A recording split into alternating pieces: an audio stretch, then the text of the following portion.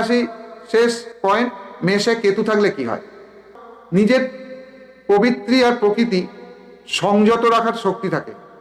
মনের আবেগ সহজে প্রকাশ পায় না, সেটা গোপন রাখতে সে খুব পটু হয়। বিপদে অবিচলিত থাকে।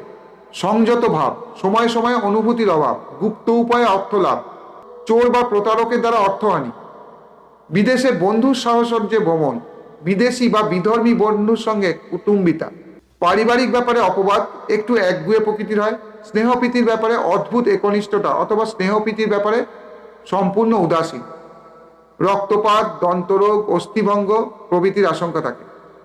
বিবাহের ব্যাপারে বহু বাধা ও প্রতিদ্বন্দ্বিতা, স্ত্রীর সঙ্গে দীর্ঘ বিচ্ছেদের আশঙ্কা থাকে।